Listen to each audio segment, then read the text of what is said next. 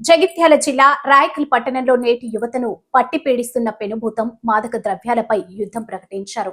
జిల్లా పోలీసు యంత్రాంగం డ్రగ్స్ ను తరిమికొడదాం, విద్యార్థి భవిష్యత్తును కాపాడదాం అనే నినాదంతో మండల joint action committee, press club మరియు పోలీస్ శాఖ సంయుక్తంగా ఒక భారీ అవగాహన సదస్సును నిర్వహించాయి.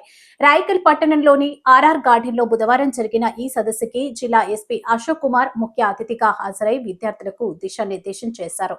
మరి ఈ కార్యక్రమంలో పోలీస్ బాస్ ఇచ్చిన సందేశం ఏంటి? విద్యార్థులు ఎందుకు నో చెప్పాలి? ఈ కథనంలో వివరంగా చూద్దాం. సమాజంలో క్యాన్సర్లా వ్యాపిస్తున్న గంజాయి, డ్రగ్స్ రక్కసిని అంతం చేసేందుకు రాయకల్ వేదికగా ఒక గొప్ప ప్రయత్నం జరిగింది. జిల్లా SP Ashok Kumar, ASP Seshadri Reddy, DSP Raghuchander జ్యోతి ప్రజ్వలన చేసి ఈ కార్యక్రమాన్ని ఘనంగా ప్రారంభించారు.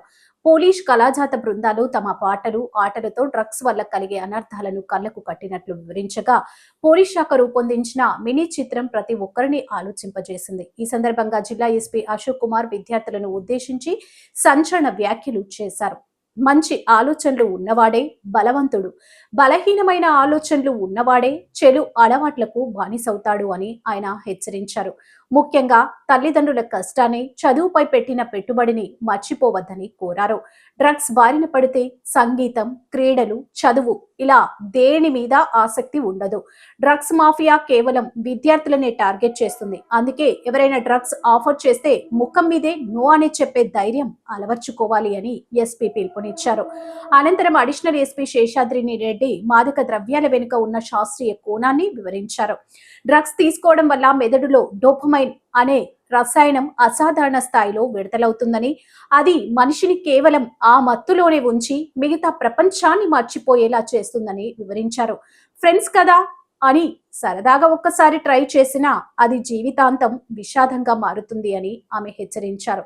ఈ కార్యక్రమంలో భాగంగా మండల అధికారులు, పోలీసు ఉన్నతాధికారులను ప్రెస్ క్లబ్ మరియు జాయింట్ యాక్షన్ కమిటీ సభ్యులు శాలువాలతో ఘనంగా సన్మానించారు.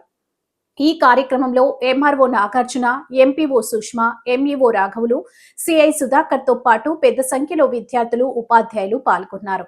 మాదక ద్రవ్యాల రహిత సమాజం కోసం రాయకల్ ప్రతిజ్ఞ చేసింది. చూసారుగా, గంజాయి అమ్మే వారికి విద్యార్థులే టార్గెట్.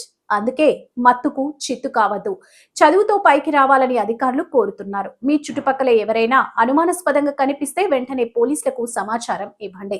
ప్రాణప్రదమైన విద్యార్థి దశను పాడు చేసుకోవద్దని రాయకల్ సదస్సు ద్వారా జిల్లా పోలీసు యంత్రాంగం గట్టి సందేశాన్ని పంపింది.